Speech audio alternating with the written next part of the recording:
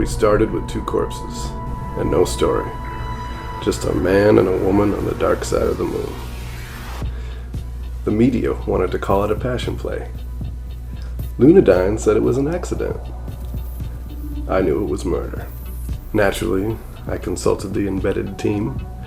The jurist Prude was adamant that I understand the limits of our mission, our jurisdiction, everything we shouldn't do. The psychologist already had plenty of sordid theories about the 2 corpses. He's better with the living. The scientist was analyzing. He said he needed time to put it all together. The 2 distant witnesses just watched me silently, the camera and mirror of society's conscience. The man was a nobody, Henry Klondike, just an insignificant Lunadyne employee, whose parents came over in the second wave from Earth before Lunadyne consolidated. According to the records, he had no family and no friends, someone I could relate to. The woman, however, was even more of a mystery. Donna Melbrook, real estate broker from Portland, Maine, North America, but most importantly, from Earth. What was she doing on the moon? Ever since the end of the helium rush, Lunadyne owned all the real estate in the dark polar region. So what would a beautiful, rising real estate agent from Earth be doing in the dark polar region of the moon? I asked her that when I saw her. She told me it was none of my business. Everything that passes through my sight, I consider my business. The moon is a big place. It's a tiny community. And the answer to your question is, she was brokering a deal, but not for Lunadyne, for him.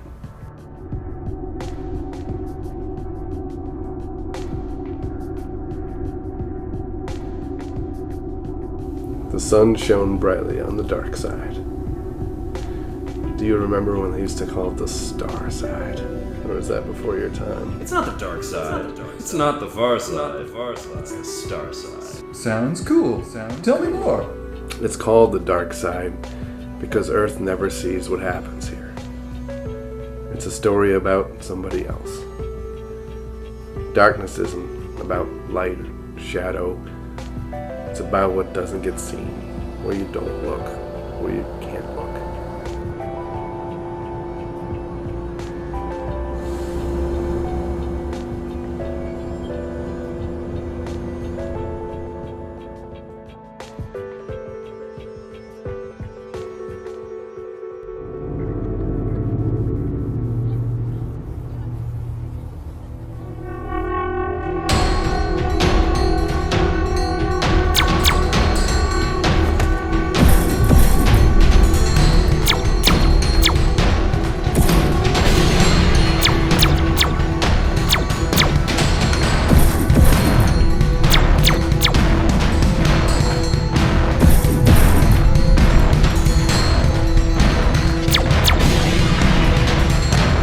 Don't shoot!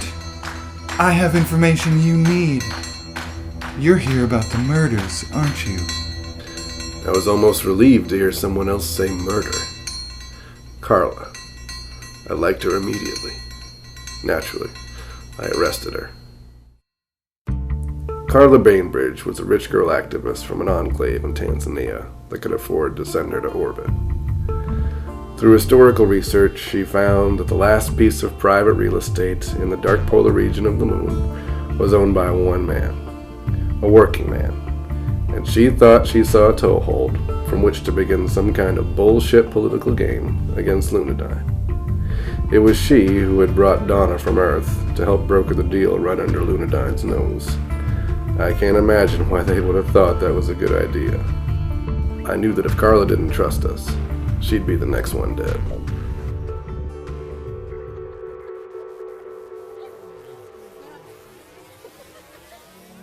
The edge of your shadow is sharper on the moon.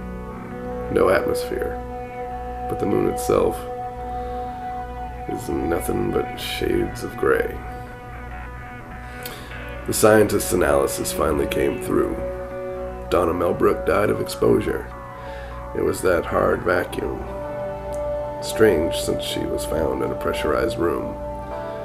The Bigger surprise is that it wasn't even Donna Melbrook at all. She was a simulacrum, something rich folks on Earth make for themselves. You don't admit in polite company you have one, because pretty much none of the reasons you would are worth sharing. But the important part is, even though this thing wasn't exactly human, it was alive, and it thought it was Donna Melbrook. At that point, I knew who had killed her. Where's Donna? The Dark Polar region, Lunadyne territory.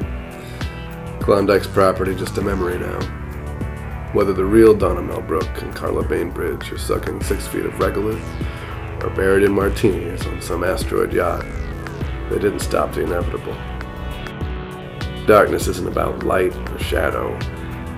It's about what doesn't get seen, where you don't look, where you won't look, where you can't look. I still like to think of it as the star side.